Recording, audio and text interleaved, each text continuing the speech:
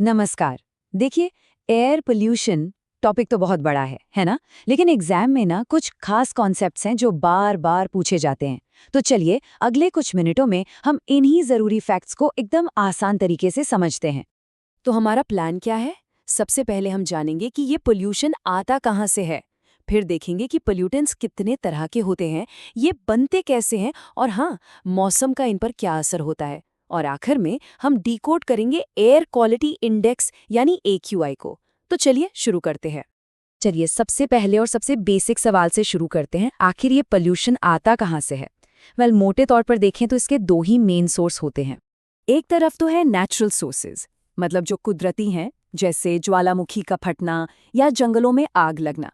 और दूसरी तरफ है वो जो हम इंसानों की वजह से होते हैं, जिन्हें हम कहते हैं एंथ्रोपोजेनिक सोर्सेज, जैसे हमारी गाड़ियां, हमारी इंडस्ट्रीज, ये सब। और मजे की बात यह है कि हर सोर्स का ना अपना एक तरह का केमिकल सिग्नेचर होता है। मतलब आप देख सकते हैं, जैसे ज्वालामुखी से सल्फर डाइऑक्साइड यानी SO2 ज्यादा निकलता है, तो वहीं गाड़ियों से नाइट्रोजन ऑक्साइड्स और VOCs निकलते हैं। और यही जो मिक्सचर है ना, यही एयर पोल्यूशन को इतना कॉम्प्लेक्स बना देता है। ठीक है, तो सोर्सेस तो हमें पता चल गए। अब बात करते हैं असल विलेंस की, यानी उन पोल्यूटेंट्स की जो हवा को खराब करते हैं। तो सबसे पहले आते हैं प्राइमरी पोल्यूटेंट्स। इन्हें आप ऐसे समझिए कि ये सीधे सोर्स से ही निकलते हैं। मतलब जिस रूप में ये बने उसी रूप में हवा में मिल गए, कोई बदलाव नहीं। इसका एक बढ़िया एग्जाम्पल है गाड़ियों के धुएं से निकलने वाला कार्बन मोनोऑक्साइड। और फिर आते हैं सेकेंडरी पोल्यूटेंट्स। अब ये सीधे किसी चिमनी या एग्जॉस्ट से नहीं निकलते। ये तब बनते हैं जब प्राइमरी पोल्यूटेंट्स हवा में जाकर सूरज की रोशनी या दूसरे केमिकल्स के साथ रिएक्ट करते हैं। और इसका सबसे बड़ा और सबसे खतरनाक एग्जाम्पल है ग्राउंड लेवल ओजोन। अब यहाँ एक बहुत इंटरेस्टिंग बात आती है जो एग्जाम के लिए भी जरूरी है। वो ये कि अलग अलग देश अलग अलग पोल्यूटेंट्स पर नजर रखते हैं। जैसे अमेरिका की जो EPA है, वो 7 क्राइटेरिया पोल्यूटेंट्स को मॉनिटर करती है, जबकि भारत का जो national ambient air quality standards यानी NAQS है, उसमें पूरे 12 पोल्यूटेंट्स हैं। इसमें अमोनिया, बेंजीन, निकल जैसे और भी पोल्यूटेंट्स शामिल हैं। तो ये नंबर एकदम याद कर लीजिए। भारत NAQS मतलब 12 पैरामीटर्स और US EPA मतलब 7। ये अंतर MCQ में फेवरेट क्वेश्चन है। हमने सेकेंडरी पोल्यूटेंट्स की बात तो कर ली, पर सवाल ये है कि आखिर ये बनते कैसे हैं। चलिए हवा में होने वाले इस इनविजिबल केमिकल रिएक्शन को थोड़ा समझते हैं। तो जो खराब ओजोन है, उसे बनने का प्रोसेस काफी सीधा साधा है। होता क्या है कि गाड़ियों से जो NO2 निकला, उस पर सूरज की UV किरणें पड़ती हैं। ये किरणें NO2 को तोड़ देती हैं NO और एक अकेले ऑक्सीजन एटम में। अब ये जो अकेला ऑक्सीजन एटम है ना, ये बहुत रिएक्टिव होता है। ये फौरन हवा में मौजूद एक ऑक्सीजन मॉलिक्यूल यानी O2 से जुड़ जाता है और बन जाता है O3। यही है हमारा ग्राउंड लेवल ओजोन। और ये जो फोटोकेमिकल स्मॉग बनता है, उसमें सिर्फ ओजोन ही नहीं होता, इसमें पैन यानी पेरोक्सी एसिटाइल नाइट्रेट, एल्डिहाइड्स और हाइड्रोजन पेरोक्साइड जैसी चीजें भी होती हैं।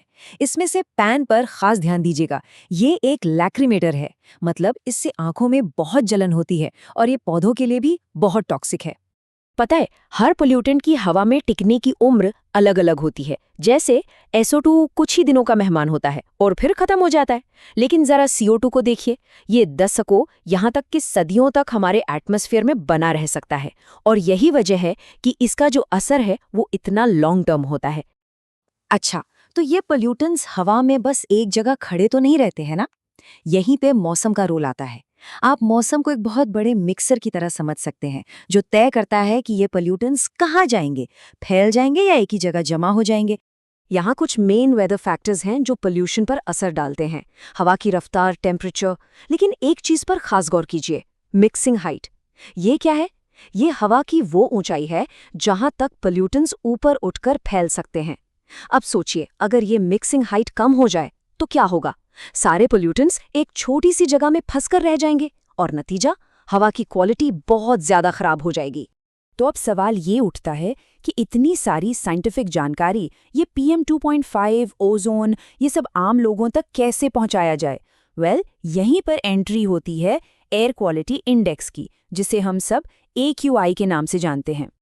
ये स्केल शुरू होता है गुड से, जब रीडिंग 0 से 50 के बीच होती है। इसका कलर कोड है हरा, मतलब सब चंगासी, हवा एकदम साफ है। लेकिन जैसे ही हम 101 से 200 की रेंज में आते हैं तो कैटेगरी हो जाती है मॉडरेटली पोल्यूटेड, रंग है पीला। इसका मतलब है कि जो सेंसिटिव ग्रुप्स हैं, जैसे बच्चे, बुजुर्ग या जिन्हें सांस की तकलीफ है, उन्हें अब थोड़ी दिक्कत महसूस होनी शुरू हो सकती है। और ये है भारत का पूरा AQI स्केल, गुड से लेकर सिवियर तक। एग्जाम के लिए ये 6 कैटेगरीज, इनके कलर कोड्स और इनकी AQI रेंज, ये तीनों चीज़ें याद करना बहुत ज़रूरी है। अक्सर पुअर और वेरी पुअर के बीच की रेंज में कंफ्यूज करने वाले सवाल आते हैं। और अब सबसे ज़रूरी टेक अवे, AQI का जो फाइनल नंबर हमें दिखता है ना, वो 6 पोल्यूटेंट्स के आधार पर तय होता है। PM2.5, PM10, NO2, SO2, CO और O3।